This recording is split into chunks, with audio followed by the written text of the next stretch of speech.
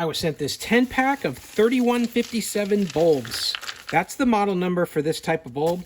It's a really common bulb for mini bikes, motorcycles, UTVs, all kinds of off-road systems will use this very simple bulb for a parking light, a tail light, directionals, all kinds of different turn signals and such. You're going to get 10 in this kit here. These are quality bulbs that are going to last you.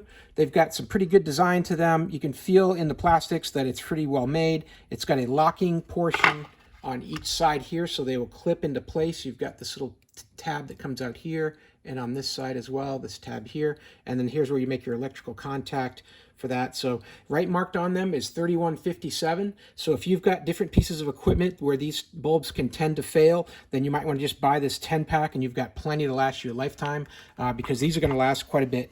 These are well made. They've got a quality process on them so that when they're produced, they're tested and then they'll work. So hey, I hope this video was helpful and I hope this information was useful to you. And as always, I hope you have a great day.